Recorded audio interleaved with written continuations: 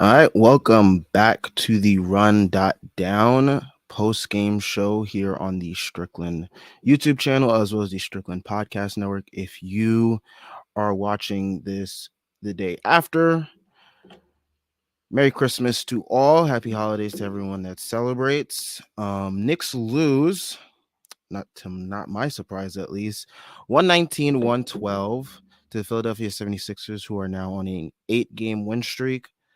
Um, Very rough game, especially that second half. First half, a lot of things rolling up until a certain point. Julius came out really strong, had a very strong first quarter, I would say. Jalen Brunson looked like he had finally got back into the mix of things, I would say a little bit. But like towards the end of that like second quarter, that's where the game kind of shifted, in my opinion. I had tweeted out like right after the free throws that the um the Sixers started to get, as well as that absolutely bullshit buzzer beater by Shake Milton definitely changed the tone of the game. And from there I knew that this was probably going to be a Knicks loss just because the um it shifted the I guess what the Knicks wanted to do and like how they were going to approach the game for the rest of the game. Because I thought in the first, at least in the first quarter and part of the second quarter, I thought the Knicks did a good job defensively with the activity and physicality. But once it got to that, once Embiid started getting the free throws and Mitch got out of the game, that really changed things, and it changed things for the worse for us.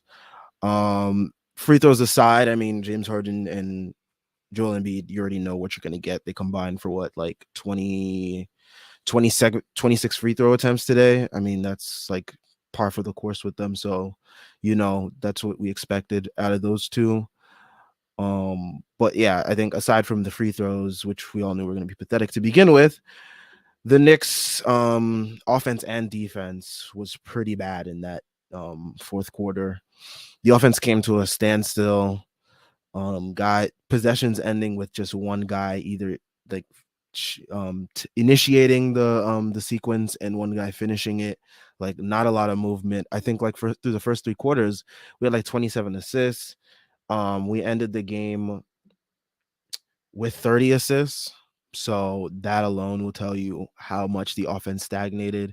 It's been a pretty consistent thing with the Knicks and their offense in the fourth quarter, it becoming a very high ISO heavy, very pick and roll heavy. And when guys just don't have it going and when the team's rhythm is completely off the way it was, it just didn't help things at all. And yeah, I mean, that kind of really set the tone for I mean, that's pretty much what killed us in that game. Um, I mean, when you look at the numbers, it looks like it looks like the starting lineup pretty much had a really great game, but like when you really dive deep into like what happened on the court and you see the things that happened, it really is disappointing. Especially from certain guys. I mean, one thing that really stuck out to me, I would say, is that fourth quarter when IQ got out of the game and Jeff had tweeted this out. He had said that IQ had basically guarded he guarded like Harris, Harden, and Niang on one single possession. And I think like right after that play, he got subbed out for Grimes, which I think has like been the regular thing as of late with the rotations. And after that, I mean, between that and miscommunication and like Randall falling asleep on defense a whole bunch of times, like Niang just was able to just hit a whole bunch of threes. And that really was the thing that ended the game for the Knicks. Like I think he hit like two straight threes and he hit four threes total in the fourth quarter. So I mean, him alone was the reason why we lost, and a lot of that is on Randall, I think, because there was a play that really stuck out to me. He fell asleep completely as Niang was just curling around to the basically to the top of the key, and Randall fell asleep. He was lucky that Niang missed it, but that was like a key sign of like what was killing the Knicks in that moment. Yeah, I mean, it's so wild to see. I mean, not wild to me at least, but it's wild to see a basketball team just go away from so many of the things that worked so well for them over the course of 8 game win streak, and the fact that Thibs is like relapsing into old bad habits is just pretty pretty predictable, pretty par for the course. I also tweeted today during the game that I'm like Dibs. He might have tricked some people with the win streak and the lineup changes, adding Deuce and Sims and Grimes into the rotation full stead. But I mean, for me, it's something that I don't buy into him being here long term. And I'm really looking back at the win streak now, and I'm like, that is something that definitely probably bought him more time than needed. Um, and yeah, I mean, I honestly don't know what else to say there. Very disappointing loss for the Knicks considering the way that they were playing. They're playing so well for I think a good majority of the game. The threes were going down.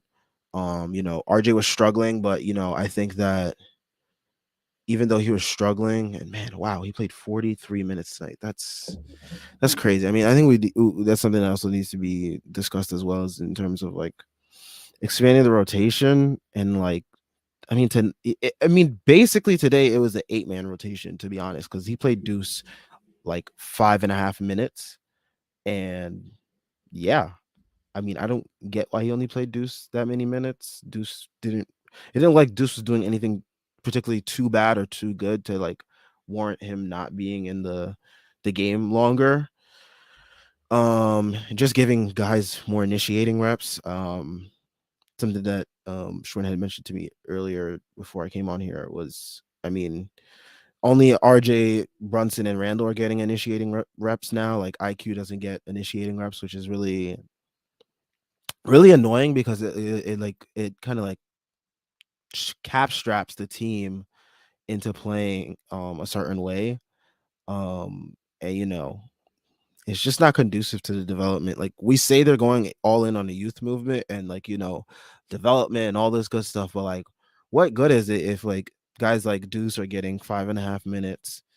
Someone that's great defensively when the defense was absolutely struggling in that fourth quarter, when IQ was only going to play, was on track to only play 17 minutes until Brunson got hurt and he got subbed back in. Like to me, all of this is just wild. It was a very winnable game, I think. Um, Even with the refs, we were still, punch for punch with the Sixers as they were still dominating from the free throw line. So I won't put it all on the refs, but I will say part of the refs, it kind of dictated how the flow of the game changed in that second quarter. Because a lot of people will say, "Oh, the fourth quarter is where the game ended for the Knicks," but I will say it's the second quarter. I think everything from there on out kind of is dictated by that run by the Sixers that the Sixers made.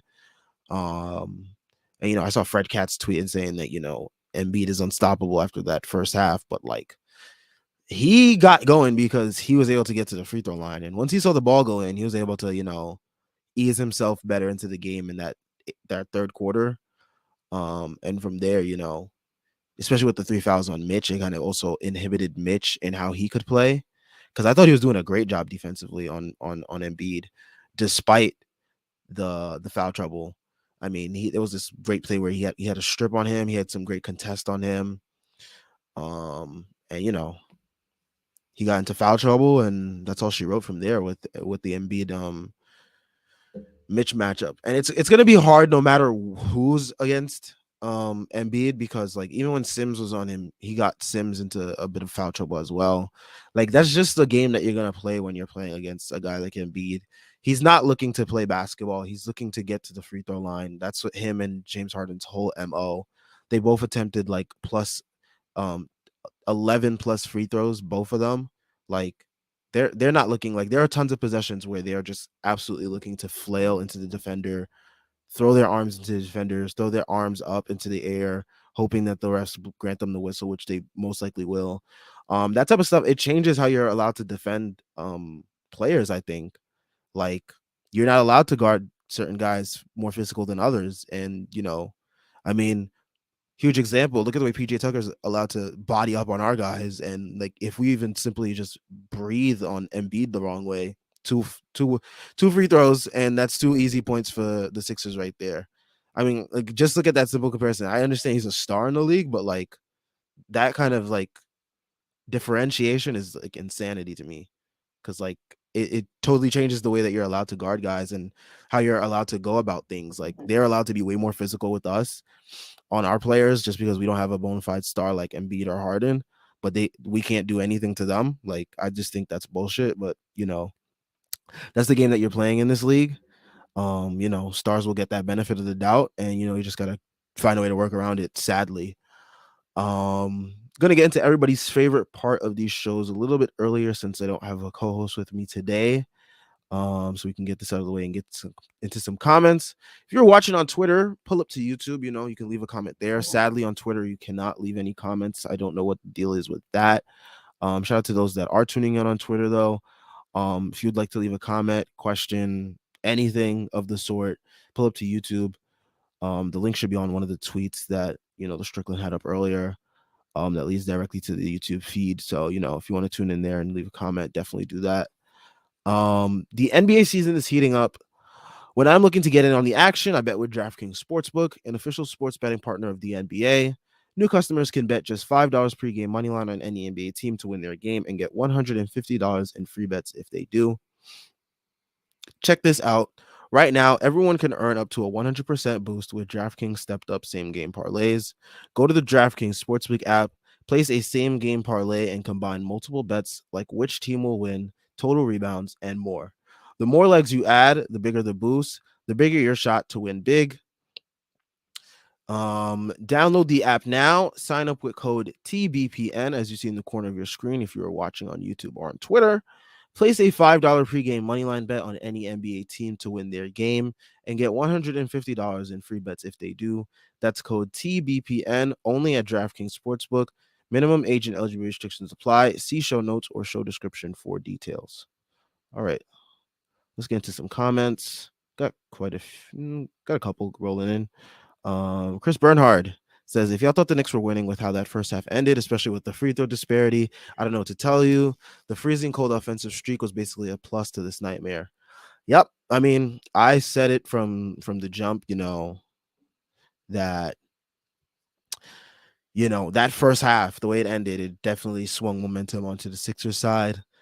I mean, I'm glad that the Knicks didn't allow that to kind of crush the way that they came out in the third quarter, because I thought in the third quarter they still did a good job of coming out, executing, staying with the Sixers step for step, maintaining a lead, which the Sixers finally gained in that fourth quarter, but be able to maintain that lead for majority of that for all of the third quarter, I thought was pretty strong resolve, which has been like a compliment of this team, although they did collapse in that fourth quarter.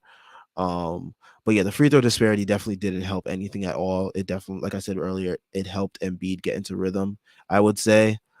And it allowed the Sixers to take advantage of a weaker Knicks defense, which wasn't allowed to do the same things it was able to do in that first, I would say, quarter and a half of the game. But yeah, that first half definitely, to me, that's where the game absolutely changed for the worse for the Knicks. But yeah, it definitely changed the tone right there. And then the cherry on top was the Shake Milton absolute bullshit half court heave that went in after Harden fouled Jalen Brunson, and he lost the ball. I mean, it's just insane, the stuff that Sixers can do on the court, and we breathe on certain guys wrong, and it's like absolutely the worst thing ever. But yeah, Chris Bernhard also says, if y'all thought also didn't help, RJ and Randall stunk it up in the second half from both sides of the floor. But like I said before, the first half finish was basically a warning side. Definitely agree with you there. But yeah, I mean, RJ, I don't know, man. It's something with these national TV games. My son is always, not doing his best in these games. 17, 10, and 4. 6 for 21 from the field. Missed a lot of easy bunnies in the lane, which is very weird because the last couple games he's been absolutely dominant in the paint. Or at least he's been way better than usual in the paint. in terms of efficiency and finishing layups. I mean, lately he's been dunking a lot too, so that's something that he needs to get back to. I think we play the Mavs in Dallas on Tuesday, so it's going to be very interesting to see how the Knicks approach that game. Um, but yeah, I mean, Randall had a great game in the first half, but the second half, I don't know if he was trying to go toe for toe with Joel Embiid. What it was in terms of the game plan. I don't know if Thibs was telling him to go more ISO heavy, but he dominated the ball a lot. It did not result in a lot of good possessions for the Knicks. I think also it's just a result of him feeling himself because of such a great first half that he had, that he thought like he could do whatever he wanted in the second half in terms of the shots that he took. I thought a lot of shots were kind of ill advised, and they kind of just like didn't allow the Knicks to get the most optimized possession. There was one play that everyone points out, like Grimes hit a three, I think the previous play. Randall comes down, and he has Grimes open again for a three, but he doesn't hit him for the three. And that is kind of like annoying because like I think he ended up taking like a mid-range shot in the post, or like the offensive possession ended up getting up stalled. But I just thought that, his second half was brutal. It definitely contributed to the collapse of things, and RJ just didn't help things at all either. Um, yeah, I don't know. Let's see what other comments we got here. Um, Hawkeye 420. Second game in a row where we lost because of zero ball movement and not defending the three. Dibs has reverted back to his bad tendency after the win streak broke. Yeah, it's like almost like he was waiting for the win streak to like end, so like he can go back to what he likes to do, as like some sort of like weird confirmation bias probably in his head. I don't know. But he has definitely reverted back to a lot of old bad habits. Which, you tell folks you can't really buy into like Thibs changing full time. Um, because he's just gonna have the things that he likes to do. And here we are back to the bullshit. That's the best way I can put it. That is the best way I can put it. Hawkeye 420 also says, why do the Knicks hate playing in MSG? Um, I don't know, man. I don't know. I mean, it doesn't help that like the refs absolutely cannot officiate to save their lives in MSG. But yeah, there is like something. The Knicks, they definitely play better on the road. I don't know what it is. Um, yeah, they just don't. You know, they don't play well at MSG, and we'll have to see how much of a issue this continues to be throughout the season. Um, but yeah, it's definitely an issue right now.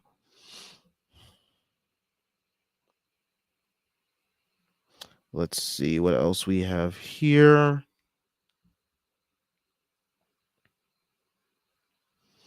Hawkeye 420 says bench minutes were mid, offense was non-existent.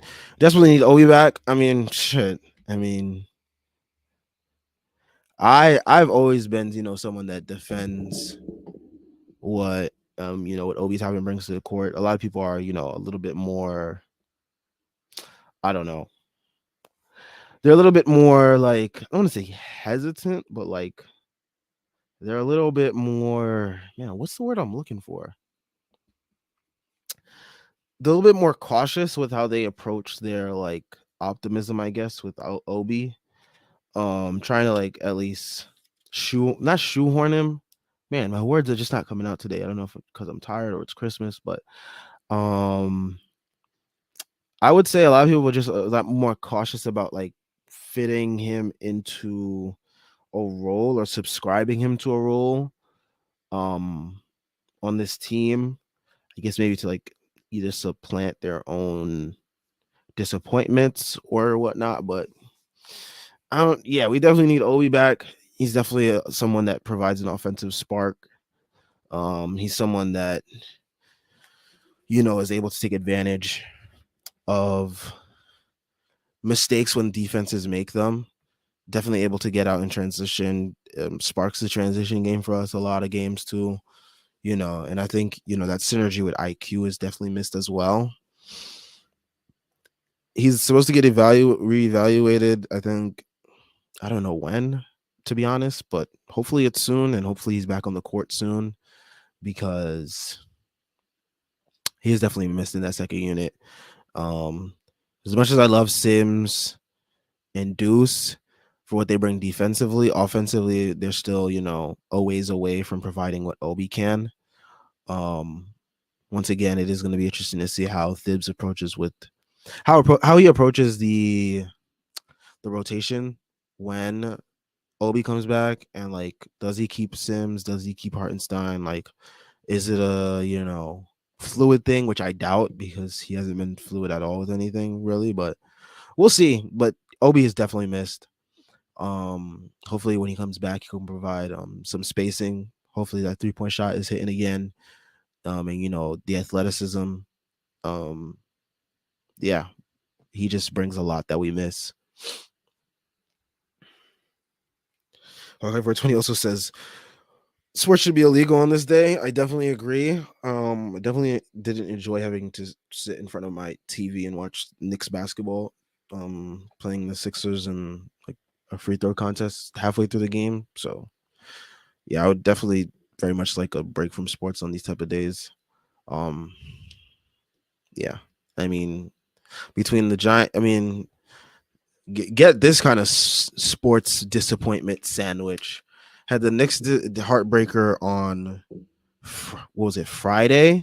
Giants disappointment yesterday, heartbreaker, basically at the buzzer like the Knicks game, and then today the Knicks disappoint once again. Like Knicks, Giants, not Knicks. Disappointment. New York sports disappointment sandwich right there. You know, it's rough. It is very rough right now to be New York sports fan after, Giants hot start, Knicks 8-game win streak, and then this type of stuff to happen. But we move on. All right, let's see what other comments we got here. JL says MSG worst home court ever. Players be hitting fake ass half court shots. Not even just that. I mean, I could harp on the ref thing all day long, but like the vibe just feels weird in MSG. Like it doesn't feel like a place where I'm confident we're gonna win games, which shouldn't be the case. But yeah, I mean, I've seen some people suggest that they're nervous in front of the home crowd, which is like very discouraging. Because like for most of this team, like they've played against in front of this home crowd for 2 years tops, I would say. The guys from last year, they obviously only a year in, but like these guys have played in front of this court already, like in front of these fans already. Like I don't understand what's there to be like nervous about. But yeah, I really do think the way we get officiated on our home court is part of having the worst home court um ever. I mean, if you look at, I don't know what the stats are, but like I think we have the worst home court whistle in the league. I've watched my fair share of game. I watched my fair share of games in the league, but like it's really bad. The Knicks home court, it's really bad. Can't get shit, honestly. Jay also says Randall good when everything is going well, like it was for the first 2 quarters. When the game gets tight, he folds. Tale as old as time. I tweeted out too. I was like, it's JB time, and then I quickly realized, oh, he's not gonna let that happen. Like Julius isn't gonna let that happen. But like also with JB time, I just think it's like a lot of ISO heavy pick and roll, pick and pops, pick and like get Julius the ball in the mid post. Like that's what a lot of JB time entails. Um, it's not really conducive style to development of the players on the team as well as just winning, especially when guys don't really have it going as well. Um, but yeah, I mean, we'll see how things, go from here. It's gonna be funny to see how long Thibs gets. I mean, I think the 8-game win streak bought him the rest of the season, to be honest, in my honest opinion. But yeah. All right, JL. Only teams with worse home records than the Knicks are the Hornets, Pistons, Spurs, and Rockets. Wemby sweepstakes teams. Yeah, if you can't win your home games, you're gonna be. I mean, right now the Knicks are like in that like prime play-in spot right now, which is like they're not too far ahead of teams like Atlanta, Indiana, even Miami. So it's like a couple more of these losses and we are right back down towards, we're right in the mix of the plan. I mean, right now we're above the plan, which is good, but we're like barely floating above. Um, and with the tendencies that this team showcases so many times, it is very hard to like really be confident in them staying above that plan spot.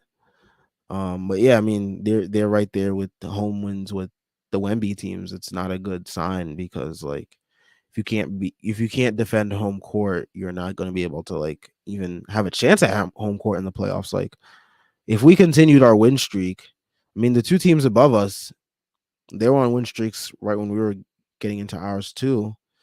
Brooklyn and Philly, they're both on 8-game win streaks. We were on an 8-game win streak.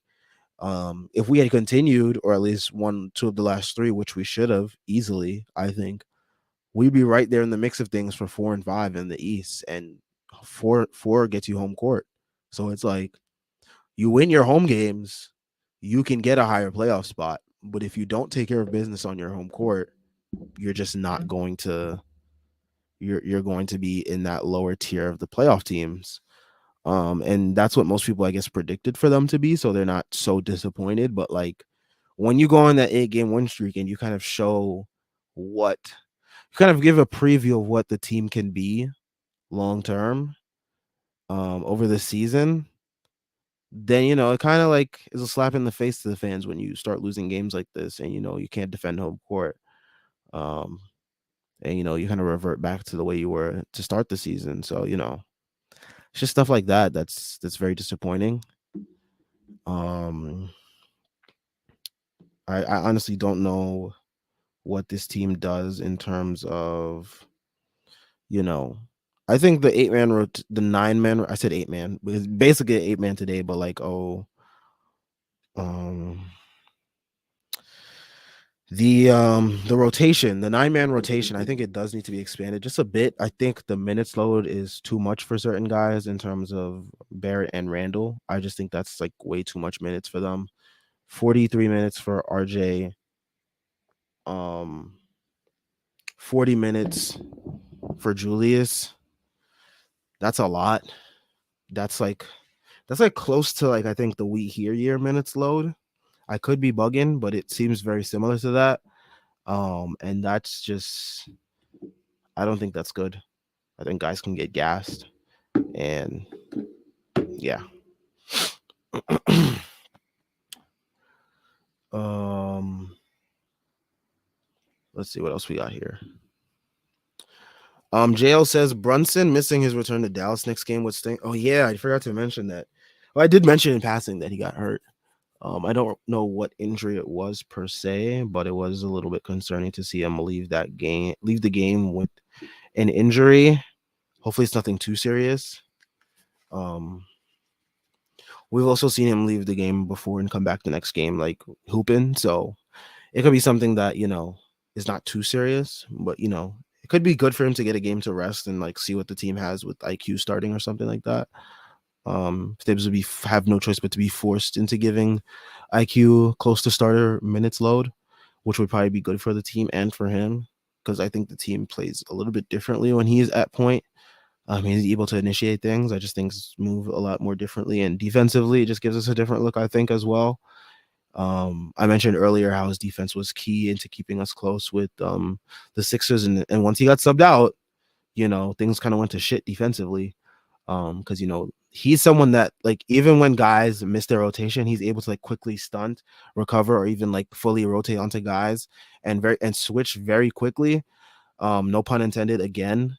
But yeah, I think he's just able to do so many things well defensively that and cover up for so many guys' mistakes. Like for example, when Randall was missing the rotations on Niang, he was out there to, muddy that a little bit and not let it affect us to the degree that it ended up having as soon as he was subbed out. So I think him starting, if he's able to start next game, if Brunson's not able to go, I think it just gives us a different look on both sides of the ball.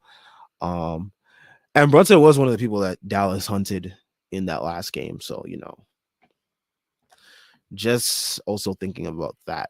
So it would stink, but the way they hunted him last game and tried to get Quentin Grimes off Luka, and the way they absolutely killed us from three could end up being a positive thing. Who knows? But yeah. Once again, venturing into the box score for the Knicks just a little bit.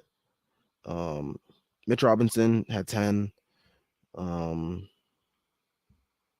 had 10 points, 16 rebounds, 4 assists.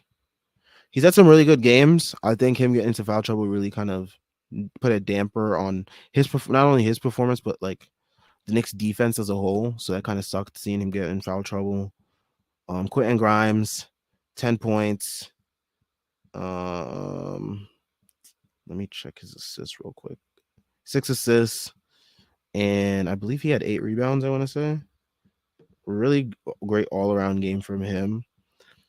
3 rebounds actually. 3 rebounds. 6 assists, 4 personal fouls. I think he handled the Harden matchup as well as anyone could in his position. He just, was a victim of that Harden whistle. I thought some of the calls on him were a little bit unfair. But again, that's what you're getting into in that matchup. But other than that, I think he handled the matchup pretty well. 2 for 7 from three. I'm hoping that he can hit more of the opportunities he gets from three because they don't come as often as I would like them to come, just because he is someone that, it doesn't look like they're always looking for him. So I think he also just needs to get back to cutting a little bit more too, which would help.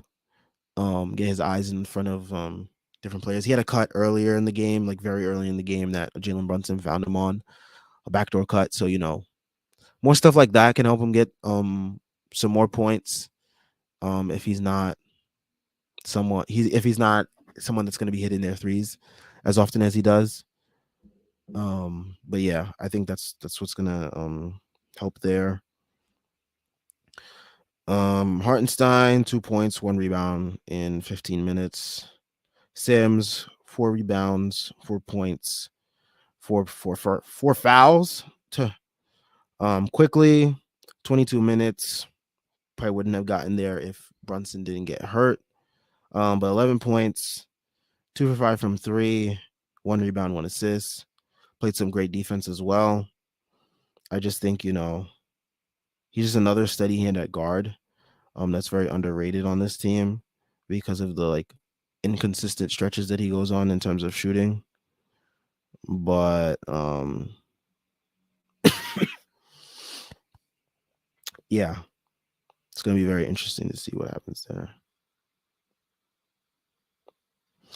Oh yeah, how could I forget the one thing that also helped against us too is the zone defense. I feel like this was something that was so much of a more pressing issue last year with the Knicks, just because they didn't know how to really attack it. And I feel like earlier this season they were better at attacking it when they were seeing it, so teams didn't use it as much. But Philly went to a zone, and that definitely helped stifle the Knicks' actions as well. It's so wild to me that this team year after year cannot beat a zone consistently. I feel like that's on the coach to prepare the players for that. And you might be saying, okay, the players are the ones that are on the court. Well, honestly, if the team isn't prepared to play against a zone, they're obviously not going to know what to do. So, but yeah, Hawkeye for 20 says Tibbs reverted back to his old ways, man. Annoying that a Glen Rivers zone fucked the Knicks up. Yeah. Um, I just, don't know what to say there. It's kind of sad, but yeah.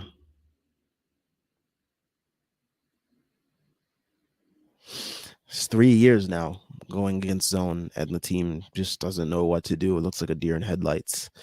There were some games earlier this year where they did look better against a zone. But again, it's not something that's consistent. As you can see today, Doc Rivers zone was able to mess up the Knicks, and but it wasn't only just that though. So we'll see. I think that if I mean that's like one of many issues with Dibs in terms of going against a zone. I mean, there's obviously the rotation things, the way he handles certain players' minutes. I mean, IQ still not being able to get 25 minutes per game in these situations is wild to me, especially when he's one of your better defenders. Um, yeah. I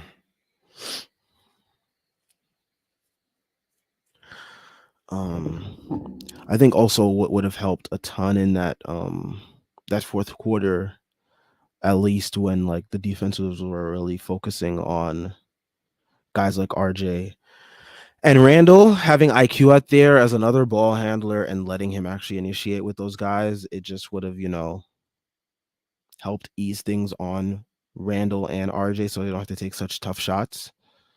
Um but yeah. I think it's gonna be the last comment before I get out of here because I am absolutely exhausted. And, it's Christmas. I'm not gonna sit here for over an hour talking about the Knicks losing a game in a similar way as before. But yeah, Hawkeye 420 also says I think Grimes is still injured because this is the second game he got cooked. It could be that. I think though against a matchup like Harden, it's very hard to like.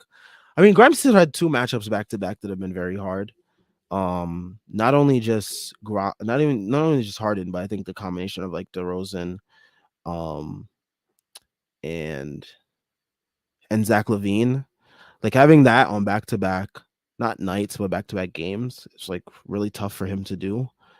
And when the rest of the team is just like not there defensively as they were as much as locked in as they were during that win streak, then it really falls hard on guys like Grimes and Mitch. But yeah, it's just tough. It's just tough work for him.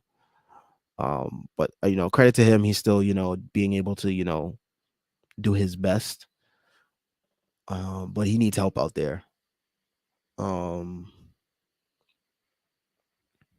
Hawkeye for 20 also says refs clearly don't respect his defense. Reminds me of Frank not getting the benefit with good defense. Yeah, sadly, that's the case. I think though someone like Grimes can gain a good reputation with the refs over a period of time, but like who has time to wait for the refs to actually get respect for young good young defenders? Like I'm tired of that shit. Like why does he have to get the respect of the refs? Like it should be something that is a given that you know you watch him, he's a good defender. Like give him the benefit of the doubt that he's not fouling. But again, certain matchups like having DeRozan and Harden on back-to-back games, two absolute foul merchants, having to guard them for varying degrees of the game, it's just like it's insane. It's insane. Um, you know, But yeah, we'll see. Next game we do have the Mavericks coming up. We will be in Dallas. They absolutely obliterated the Knicks the last time they played them in MSG. Was the game that was kind of the catalyst for the winning streak to begin with. Maybe we can start a new win streak with them. Hopefully, I don't know. Again, huge thing that's going to be key against them, the three ball. And like what to do when they switch up the way that they're playing. Like if Grimes is on Luca, they're definitely going to try their best to get Luca off of him, and probably someone like Jalen Brunson if he does end up playing. Um, It's gonna be very interesting how the Knicks approach that, because once that happened, it looked like the Knicks had no backup plan as to what to do when Luka got the rock. So, you know, it would definitely help to have not to have Tim Hardaway Jr. not like go absolutely nuts from three. So, I know he's been cold as of late, which is like perfect setup for him to go crazy against us, but we'll see.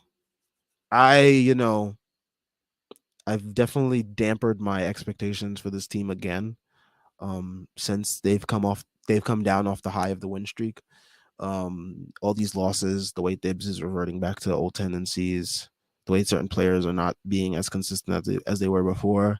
It's just grounds for me to just dampen my expectations once again, and go into this game not really expecting the Knicks to like not necessarily win or lose, but like I'm just like holding out, on making bold claims or predictions, because that win streak kind of got me a little bit confident in making bolder predictions against teams, but they've obviously they've shown that they obviously cannot be trusted to do that for.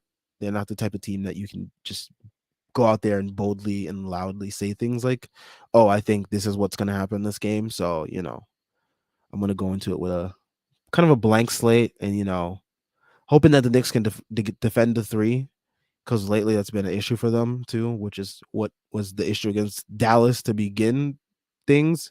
You're just hoping that if they don't win, they don't get embarrassed by Dallas, because that's what happened last time.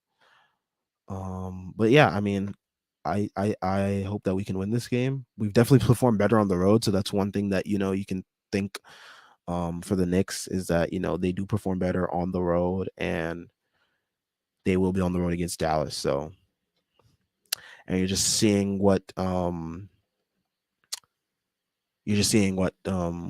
Brunson's status is for the next game. I will head out of here. I think that will be the last comment. Shout out to Hawkeye 420, JL, and Chris Bernhardt for holding it down with the comments today. I will be back definitely for sure after the Mavericks game on Tuesday. I'm going to get as much rest in as possible. Try to enjoy this Christmas break away from work. So shout out to everyone that tuned in. Shout out to everyone that left a comment. Everything Strickland related, as you all know, is in the comments in the description. Definitely leave a like, subscribe if you haven't already. We are on our way to 1K subs. As I lose my voice, we have links to the site, the merch, Patreon, and Twitter. All great ways to support us. We are also on Instagram at district.land. All great ways to follow up with us, continue keeping up with the content. I'll be back on Tuesday after the Mavericks game. Peace out, y'all. Happy holidays.